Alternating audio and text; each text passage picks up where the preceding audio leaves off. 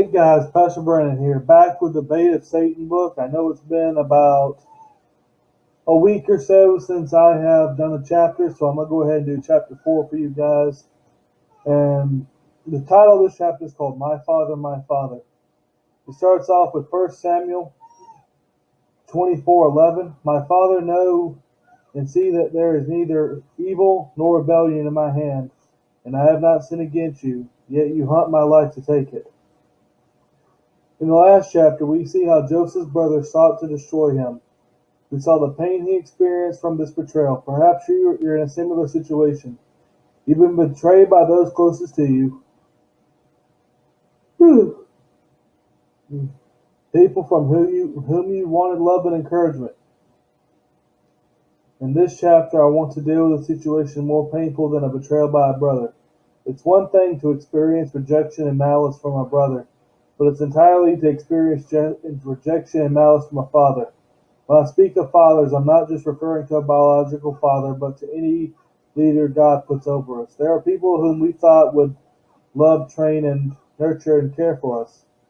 To examine an example of a father who betrayed, let's look at the relationship between King Saul and David. Their lives touched even before they met. As Samuel, the prophet of God, anointed David to be the next king of Israel, David must have been overwhelmed with excitement, thinking, "This is the same man who anointed Saul. I'm really going to be king." Back at the place, sorry for stuttering, guys. Saul was being tormented by an evil spirit because he had disobeyed God. His only relief came as someone played the harp. Saul's servants began to look for a young man who could sit in his presence and minister to him.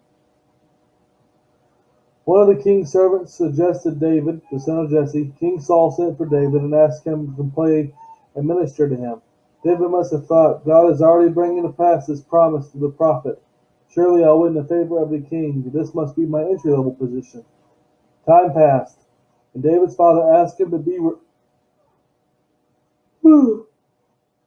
Demons always come out of me when I read this book. Asked him to bring refreshments to his older brothers who were at war with the Philistines. Upon arriving at the battle lines, David saw the Philistine champion Goliath mocking the army of God, and learned that this had gone on for 40 days. He found out that the king had offered his daughter's hand in marriage to the man who defeated the giant. David went before the king and requested permission to fight. He killed Goliath and won Saul's daughter. By then he had won Saul's favor and was brought into the palace to live with the king. Jonathan, Saul's oldest son, made a covenant of everlasting friendship with David. And everything Saul gave David to do, the hand of God was on him, and it prospered. The king requested that he eat at the table with the sons. David was thrilled. He was living in the palace, eating at the king's table, married to the king's daughter, friends with Jonathan, and success in all his campaigns. He was even winning the favor of the people. He could see the prophecy unfolding before his eyes. Saul favored David over all of his other servants. He had become a father to him. David was sure Saul would mentor and train him, and one day, with great honor, put him on the throne. David was rejoicing in God's faithfulness and goodness. And one day, everything changed. As Saul and David returned from battle, side by side, the women from all the cities of Israel came out dancing and singing.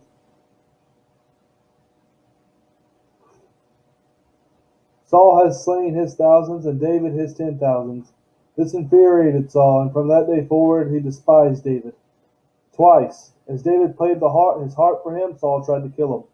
The Bible says that Saul hated David because he knew God was with David, but not with him. David was forced to run for his life with nowhere to go. He ran to the wilderness. What is happening? David wondered. The promise was unfolding, and now it is shattered. The man who was my mentor is trying to kill me. What can I do? Saul is God's anointed servant. With him against me, what chance do I have? He's the king, God's man over God's nation. Why is God allowing this? Saul chased David from wilderness to wilderness and cave to cave, accompanied by 3 thousand of Israel's finest warriors.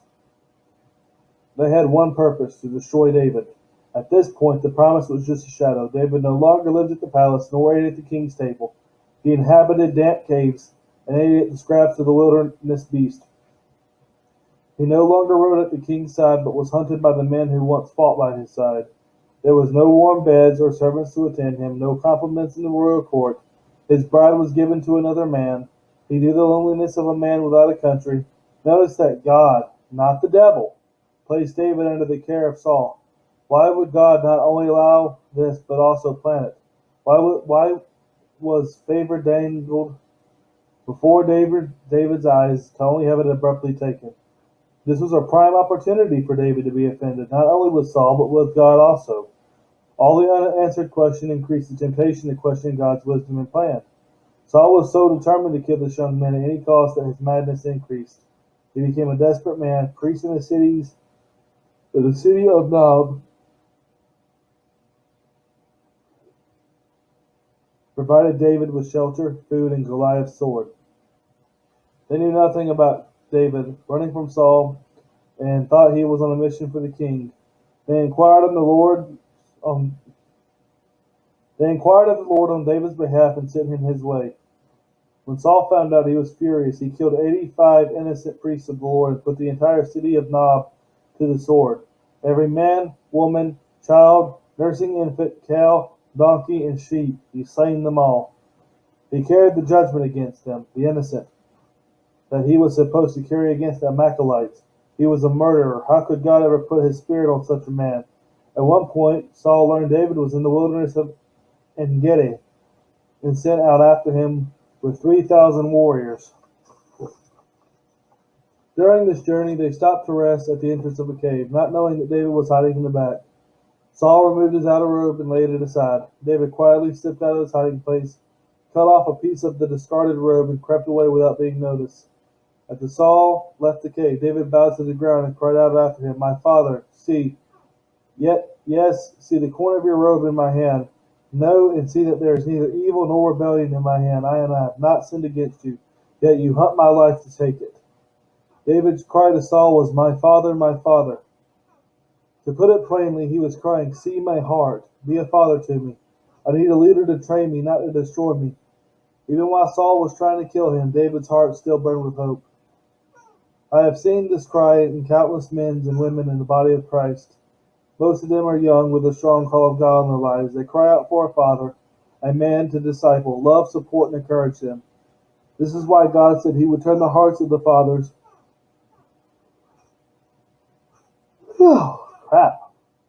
leaders to the children, people, and the hearts of the children to their fathers, lest I come and strike the earth with a curse. Our nation's lost its fathers, dads, leaders, or ministers in the 1940s and 50s, and today our condition is getting worse.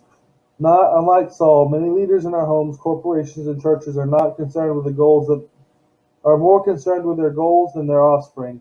Because of this attitude, these leaders view God's people as resources to see their vision instead of seeing the vision as the vehicle to serve the people. The success of the vision justifies the cost of wounded lives and shattered people. Justice, mercy, integrity, and love are a compromise for success. Decisions are based on money, numbers, and results. This opens the door to treatment such as David received. After all, Saul had a kingdom to protect. This type of treatment is acceptable in the leaders' minds because they are pushing the furtherance of the gospel. How many leaders have cut off men under them because of the suspicion? Why are those leaders suspicious? Because they are not serving God. They are serving a vision. Like Saul, they are insecure in their calling, and that breeds jealousy and pride. They recognize the qualities in people that they know are godly, and they are willing to use those people as long as it benefits them. Saul enjoys the success of David until he saw it as a threat to him. He then demoted David and watched for a reason to destroy him. I have talked with countless young men and women who cried out for accountability. They wanted to be submitted to a leader who would disciple them. They felt isolated and alone. They were seeking someone to father to them. But God allowed them to go through rejection because God wanted to do in them what he had done to David. Listen carefully to what the Spirit is saying. David was concerned that Saul believed he was rebellious and evil. David must have searched his heart, saying, "Where have I gone wrong? How will Saul's heart turn against me so quick?" That is why he cried out, "Someone urged me to kill you, but I said no. I only cut off the corner of your robe so that you can know and see that neither evil nor rebellion is in my hand." David thought if he could prove his love for Saul, Saul would restore favor to him and the prophecy would be fulfilled. People who have been rejected by a father or leader tend to take all the blame on themselves. They are imprisoned by tormenting thoughts of what did I do, and what was my heart impure. They sometimes wonder, who turned the heart of my leader against me? And they constantly try to prove their innocence to the leader. They think that if they can show their loyalty and their value, they'll be accepted more. Sadly, the more they try, the more rejected they feel. Saul acknowledged David's goodness when he saw David could have killed him and did not. So he and his men left. David must have thought, now the king will restore me. Now the prophecy will come to pass. Surely he sees my heart and will treat me better now. Not so fast, David. Only a short time later, men reported to Saul that David was in the hills of Achillah. Saul went after him again. With the same 3,000 soldiers, I'm sure this devastated David. He realized it was a misunderstanding, but that Saul's was intentionally, without provocation, seeking his life. How rejected he must have felt. Saul knew his heart and still marched against him. David, along with Abishai, slipped into Saul's camps. Not one guard saw them because God had put them all in a deep sleep. These two men snuck through the entire army to where Saul was sleeping. Abishai pleaded with David, God has delivered your enemy into your hand this day. Now therefore please let me strike him at once with a spear right to the earth. I will not have to strike him a second time. Abishai had very good reasons why he thought David should be allowed to kill Saul. First, Saul murdered 85 innocent priests and their families in cold blood. Second, he was sent out with an army of 3,000 to kill David and his followers. If you don't kill the enemy first, Abishai reasoned, he will surely kill you. It is self-defense. Every court of law allows for that. Third, God anointed Samuel. Third, God through Samuel had anointed David as the next king of Israel. David should claim his inheritance if he didn't want to end up a dead man without the prophecy ever being fulfilled. Fourth, God put his entire army into a deep sleep so that David and Abishai could walk up to Saul. Why else would God do this? To Abishai, it seemed David would never get a chance like this again. All these reasons sounded too good. They made sense, and David was receiving the encouragement from another brother. So if David was the least bit offended, he would have felt totally justified and would have allowed Abishai to put a spear through Saul. Listen to David's response for Saul. Do not destroy him. For who can stretch out his hand against the Lord's anointed and be guiltless? As the Lord lives, the Lord shall strike him. For his day shall come to die, or he shall go out to battle and perish. The Lord forbid that I should stretch my hand out against the Lord's anointed. David would not kill Saul, even though Saul had murdered innocent people and wanted to murder David as well. David would not avenge himself, but left it in the hands of God. Of course, it would have been easier to put it right to an end then and there. Easy for David and the people of Israel. He knew the nation was like a flock of sheep without a shepherd. He knew a wolf was robbing them for his own selfish desires. It was hard for him not to defend himself, but it was possibly harder not to deliver the people he loved from a mad king. David made the decision, even though he knew Saul's only comfort was the thought of his destruction. David proved his purity of heart when he spared Saul the first time. Yet even when David had a second chance to kill Saul, he wouldn't touch him. Saul was anointed of the Lord, and David left him in God's hands to judge. How many people today have a heart like David? We no longer want to kill with physical swords, but ravage each other with a sword of another kind, the tongue. Death and life are in the power of the tongue. Proverbs 18:21. Churches split, families divided, marriages shattered, and love dies. Crushed by an onslaught of words, lost in hurt and frustration, offended by friends, family, and leaders, we take aim with the words sharpened by bitterness and anger. Even though information may be factual and accurate, motives are impure. Proverbs 6:16 through 19 says that sowing discord or separation among brethren is an abomination to the Lord. When we repeat something with the intention of separating or damaging relationships or reputations, even though it is true, it's still affront to God. For 7 years, I served full-time in the ministry of helps and pastored youth before God released my wife and me to our present ministry. While I was a youth pastor, there was a man who did not like me or the message I preached. Normally that would not bother me, but this man had a position of authority over me. I believe God told me to bring a strong word of purity and boldness to the young people, and his son was in my group. Conviction was stirring in the young man's heart. One day he came to us crying. He was upset. He felt that the lifestyle he saw at home fell short of what was challenging him and the other young people to follow. This incident and other personality conflicts seemed to make his father determined to get rid of me. He would go to the head pastor to stir his anger against me with false accusations. Then he would turn around and tell me how the senior pastor was against me, but that he was standing up for me. There was a sort of critical staff memos, none that bore my name, but they identified me in other ways. He would smile to my face, but his intention was to destroy me. Several members of the youth group said they had heard I was to be fired. It was the man's son spreading the news, not in a malicious way, but he was just repeating what he heard at home. I was angry and confused. I went to this man, and he admitted saying this, but he said he was just repeating the senior pastor's thoughts. Months went by, and there seemed no way to alleviate the situation. He had been severed all contact between my senior pastor and me. This was not the only case for me, but for all the pastors that were not in his favor. My family was under constant pressure, never knowing whether we would remain in the church or be put out. We had bought a house, my wife was pregnant, and we had nowhere to go. I didn't want to send out resumes. I believed God had brought me to that church, and I was staying with no plan B. My wife was a nervous wreck. Honey, I think they're going to fire you. Everyone's telling me they are. They didn't hire me, and they can't fire me without God's approval, I told her. She thought I was denying the circumstances and begging me to quit. Finally, the news came that the decision to fire me had been made. The senior pastor announced the church that changes were coming to the youth group. I still had not spoken to him about the conflict with the leader he had put over me. I was scheduled to meet with the man the next day. God very specifically impressed upon me not to defend myself. When I met with the pastor the next day, I was surprised to find the pastor sitting in his office alone. He looked at me and said, "John, God sent you to this church. I am not letting you go." I was relieved. God had protected me at the last moment. "Why is this man after you?" he asked me. "Please go to him and make it right between you and him." Shortly after the meeting, I received written evidence of a decision the leader had made regarding my area of responsibility. He exposed his true motives. I was ready to take it to the senior pastor. That day, I paced the floor and prayed for 45 minutes, trying to overcome the uncomfortable feeling I had. I kept saying,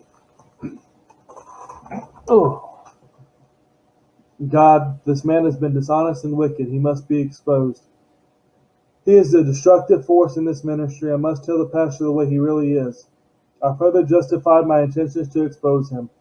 Everything I am reporting is fact and not emotional. If he is not stopped, his wickedness will infiltrate the entire church.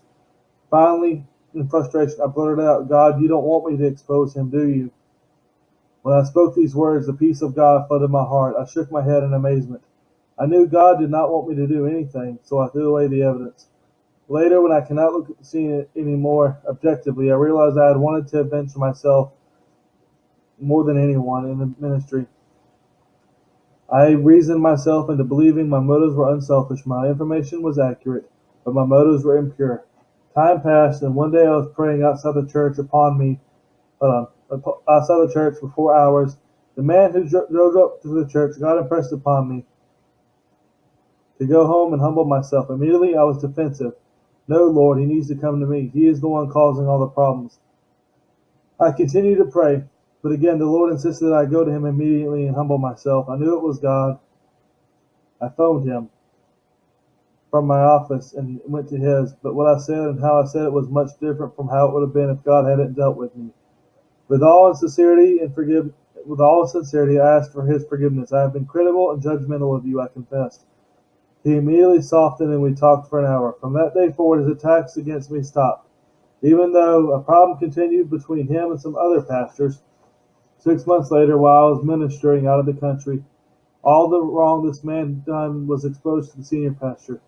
It had nothing to do with me, but with other areas of the ministry. What he was doing was much, much worse than what I knew. He was fired immediately. Judgment had come, but not by my hand. The very thing he tried to do to me happened to him. However, when it happened to him, I was not happy. I grieved for him and his family. I understood his pain. I had gone through it myself at his hands, because I had forgiven him 6 months previously. I now loved him and did not wish this for him. If he had been fired when I was angry with him a year earlier, I would have rejoiced. I knew then I was truly set free from the offense I harbored. Humility and refusing to avenge myself were the keys that freed me from the prison of my offense. A year later, I saw him in an airport. I was overwhelmed with the love of God.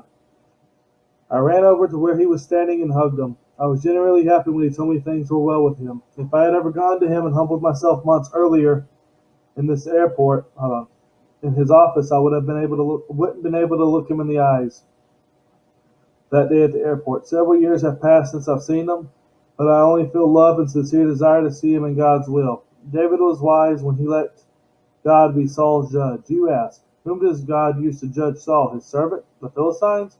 Saul, along with his sons, died battling them. When the news reached David, he didn't celebrate, he mourned. One man boasted to David that he had killed Saul. He had hoped this news would win his favor, but it had the opposite effect. How was it if you were not afraid to put forth your hand to destroy the Lord's anointed? David asked. He ordered that the man be executed. David then composed a song for the people of Judah to sing in honor of Saul and his sons. He charged the people not to proclaim it in the streets of the Philistine cities, lest the enemy rejoice. He proclaimed no rain or crops in the place where Saul was slain. He called for all people of Israel to weep over Saul. This is not a heart of an offended man. An offended man would have said he got what he deserved. David went even further. He did not kill the remaining seed of the house of Saul. Instead, he showed them kindness. He gave them land and food to them. He granted the descendant seat at the seat of the king's table. Does this sound like an offended man with unforgiveness? Even though David was rejected by the one who should have fathered him, he remained loyal even after Saul's death. It's easy to be loyal to a leader who loves you, but what about one who is out to destroy you?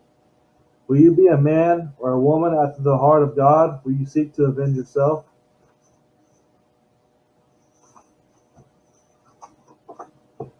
Now, guys, I can relate to this, the story of, feeling like you didn't have a father. I was adopted at a very young age, and as a kid, I was always seeking my father's approval. Not just my adopted dad, but any person to show me how to be a man and how to lead me, guide me, whatever. And time again, just like the book says, the harder I tried, the further I felt like I was failing at it. And I know there's a lot of people out there who struggle with this. I know there's a lot of people out there who, it could just be the pastor, it could be a leader, it could be a team member, it could be whatever. And you struggle and you struggle and you struggle. And oftentimes we get offended. And deep inside you're crying. You're like, why won't they notice me? Why won't they teach me? And can't they see, what's going on here? And then we allow ourselves to get offended and we let the devil in. So I hope that chapter was encouraging to you, and I hope you felt blessed. Like, subscribe, do what you got to do, and I hope you have a blessed day.